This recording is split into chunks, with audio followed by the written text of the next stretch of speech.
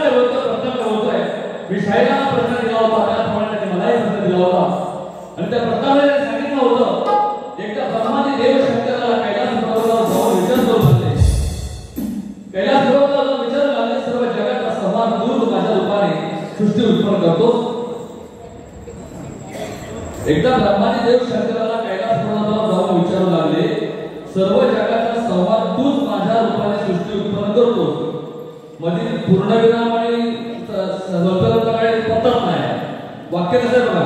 एकदा ब्रह्माने देव शंकराला कैलास पर्वतावर जाऊन विचारू लागले सर्व जगाचा संहार तूच माझ्या रूपाने सृष्टी उत्पन्न करतो. हा बघा तुम्हाला कळतंय का. विष्णू रूपाने सृष्टीचे पालन करतो आहे ठीक आहे. तू स्वतः 3 मूर्ती धारण करून जगाचे व्यवहार चालवतोस असे बोलल्यावर शंकराच्या मुखातून भूमफट असे शब्द बोलल्यावर एक स्त्री उत्पन्न झाली. तिचे नाव काय. मला वाटतं गेल्या वर्षी हाही प्रति मात दिला होता. आता मला वाटतं बाबा पहिल्यांदा दुसरी गेला असेल असं मला वाटलं. ठीक आहे अजून तुम्ही पहिली देता काय हरकत नाही कारण शिक्षण चालू आहे असं म्हणूया आपण. आणि या प्रश्नाचं उत्तर माझ्याकडे प्रामाणिकपणे सांगतो मी आता मी माझ्याकडे नाही आहे आणि मी खातून मात्र काय उत्तर देणार पण नाही. हा झाला पहिला विषय माझ्या प्रश्नाचा विषय.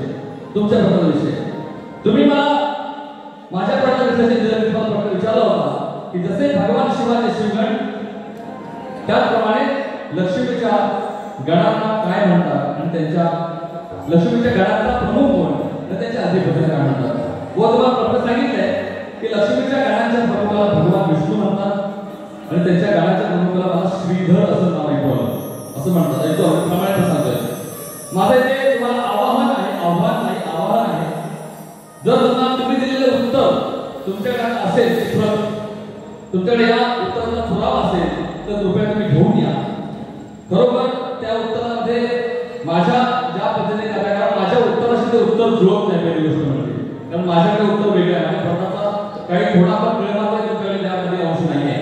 पण तरीही मी दिल्या शब्दाला टाळणारा माणूस आहे आणि दिल्या शब्दाला टाळणारा पण माणूस आहे आणि घेतलेलं उदाहरण ही व्याजासकट परत करणारा माणूस आहे.